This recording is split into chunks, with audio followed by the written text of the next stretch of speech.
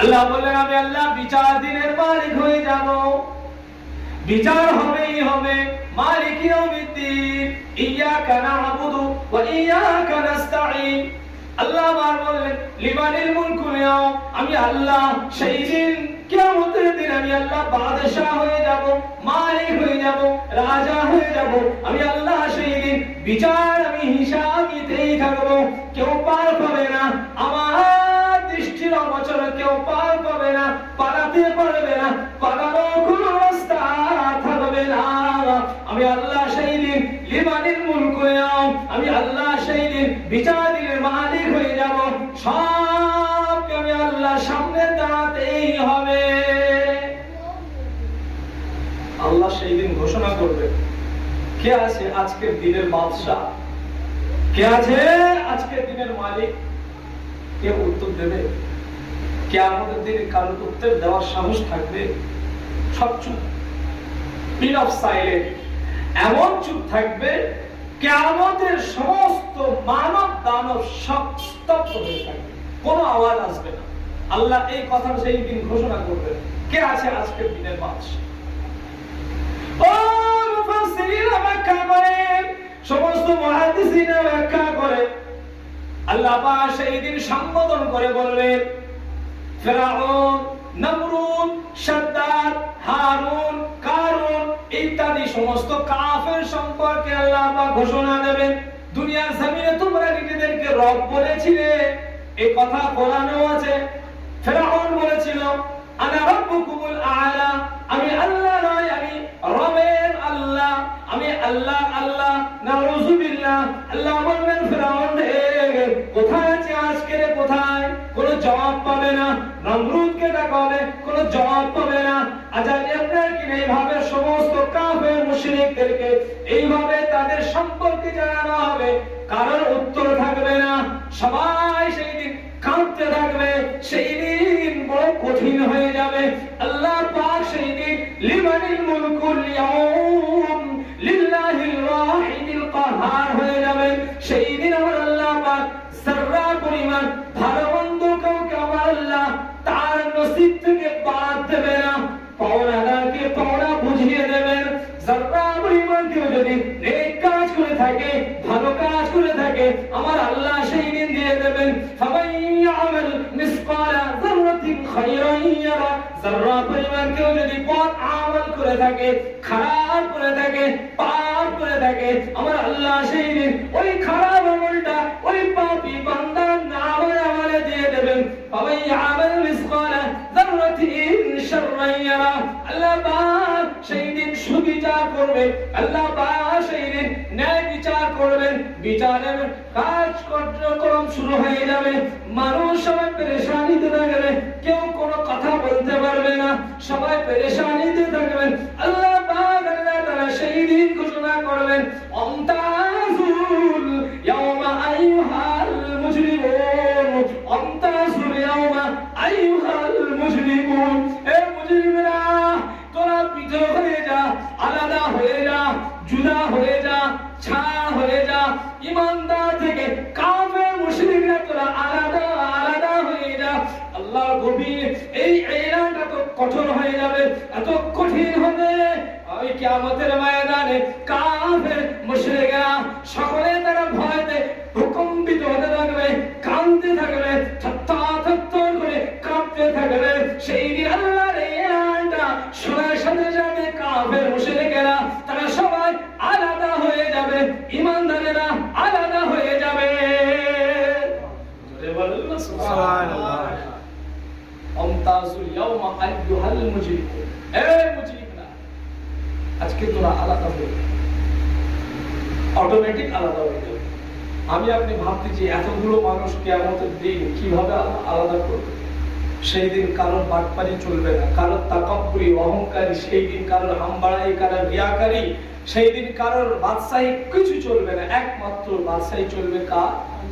রব্বে কায়নাত, রব্বুল আলামিন, যিনি দুনিয়া ও আখিরাতের প্রতিপালক। সেই আল্লাহ সেই দিন বিচার করবেন, তার হুকুম, তার ফয়সালা হবে শেষ কথা। তবে হ্যাঁ, অনেক কথা আছে, হাদিস অনেক লম্বা, সমস্ত পৃথিবীর মানুষরা সমস্ত আদম আলাইহিস সালামের কাছে যাবেন। এই হাদিস আপনারা শুনেছেন।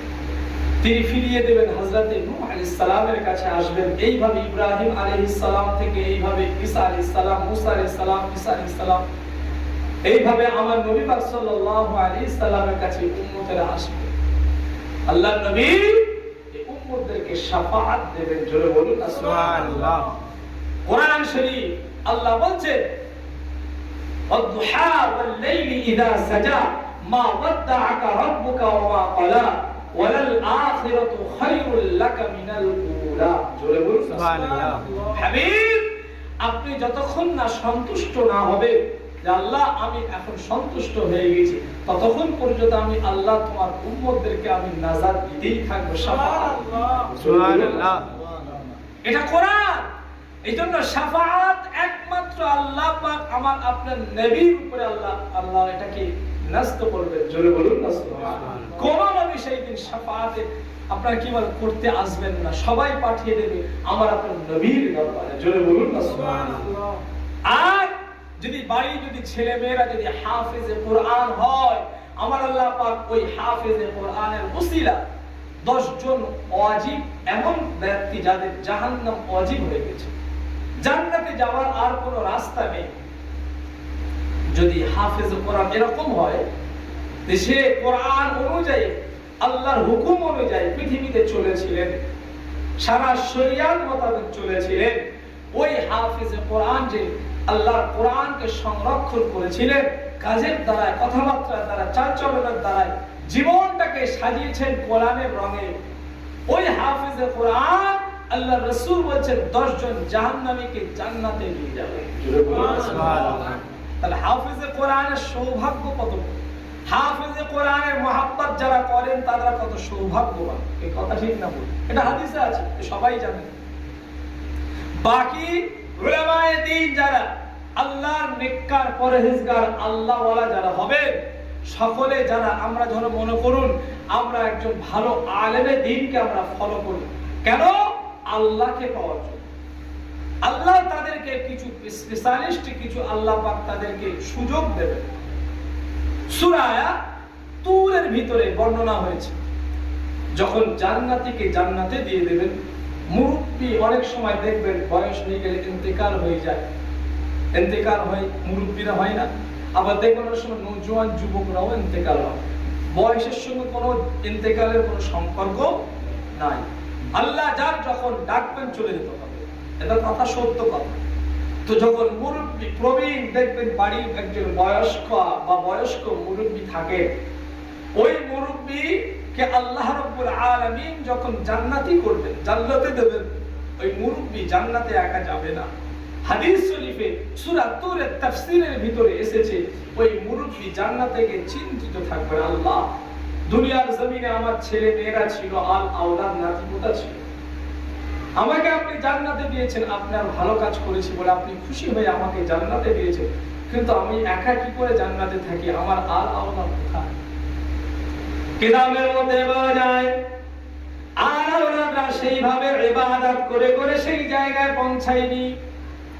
মুরব্বি যেভাবে ইবাদত করে আল্লাহকে খুশি করিয়ে দিয়েছেন, সেইভাবে নওজোয়ান যুবকরা সেইভাবে আপনার কিনা ইবাদত বন্দেগী করে আল্লাহকে ওইভাবে নৈকট্য অর্জন করতে পারেননি। আমি জওয়ান বেলা যদি ইন্তেকাল করি, ইবাদত তো অল্প করেছি, তাই না? আর যারা বুড়ো হয়ে ইন্তেকাল করবেন, মারা যাবেন, ওফাত নেবেন, তারা তো আমাদের থেকে ইবাদত বেশি করবে, আর তার মাকাম আমার মাকাম এক হয় কি? স্বাভাবিক হিসাবে কি বলে, তার মাকামটা বেশি হবে। এইভাবে একজন জওয়ান যুবক বা বাচ্চা যখন জান্নাতি হবে, তার একটা জায়গা থাকবে, আল্লাহ নির্দিষ্ট করে দেবেন জান্নাতে, আর মুরব্বির আর স্পেশাল একটা জায়গা করে দেবেন। কিন্তু তার সমপর্যায়ে ইবাদত বন্দেগী এই জওয়ান যুবকরা, ছেলে কোচকেরা করেনি, মেয়ে আল আওলাদরা করেনি। ওই চিন্তিত মুরব্বি চিন্তাই করবে, ভাববেন আল্লাহ একা থাকবো, মন মানছে না, দুনিয়ার জমিনে তো আমার ছেলে আর আওলাদ নাতিপোতা ছিল, আল্লাহ কি সুন্দর হাসি মজার আনন্দ ফুর্তি করে আমরা ছিলাম সকলে, এখন একা আমি জান্নাতে কি করে থাকবো? আল্লাহ আল্লাহ তুমি যদি দয়াময়, দয়া করে আমার ওই নাতিপোতা আল আওলাদরা ওখানে ওরা পড়ে রয়েছে, জান্নাতের সে অন্য জায়গায় আছে, আল্লাহ দয়া করে যদি স্পেশালিটি ওরা কোথায় আছে, রিজার্ভেশনে আছে, এই এসি যদি এসি জায়গায় যদি আপনি ঢুকিয়ে দেন, উদাহরণস্বরূপ বলছি, ট্রেনে দেখেননি একটা এসি আমরা থাকে, একটা রিজার্ভেশন, আর আরেকটা রিজার্ভেশন দেখেন এসি থাকে, এসি এ বি সি এরকম থাকে, ভাগ থাকে না? যারা রিজার্ভেশন কাটেন, যাদের কনফার্ম সিট থাকে, তাদের নন এসিতে যারা থাকেন তাদের একটু কষ্ট হয়, কিন্তু যারা এসিতে থাকেন তাদের একটু আরাম হয় না? স্পেশাল ক্যাটাগরি, টাকাও বেশি, সিটটার কথা ঠিক না বলুন?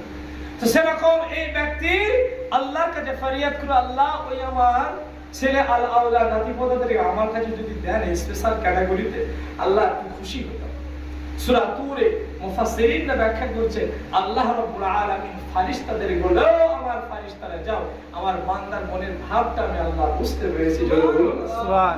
ও ফেরেশতারা যা চলে যাও, আমার ওই বান্দা দুনিয়ার জমিনে আমি এবার আমার ইবাদত করতে করতে, আমার পায়রবি করতে করতে রাতকে দিন করে দিয়েছিল, দিনকে রাত করে দিয়েছিল, আমি আল্লাহ বড় খুশি হয়ে গিয়েছিলাম। ওই বান্দা এখন আবদার করেছে, ও রব্বুল আলামিন, আল্লাহ তাআলা আমার ওই নাতি পোতা আলাওলাদরা জান্নাতের জায়গা রয়েছে, ওরা আপনার কি কনফার্ম সিটে জায়গা রয়েছে, কিন্তু ওদের জান্নাতটা আমার মতো এত সুন্দর না, এত ভালো জায়গা না, এত স্পেশালিস্ট জায়গা না, এত আপনার কি ভিআইপি ক্যাটাগরি না। আল্লাহ পাক ওদের ইবাদত যতটুকু, ওদের বান্দিগি যতটুকু, ওদের রিয়াজত যতটুকু, ওদের উপর আপনি যতটুকু খুশি ছিলেন, ওই জায়গা ওদের স্থান হয়ে গিয়েছে। ও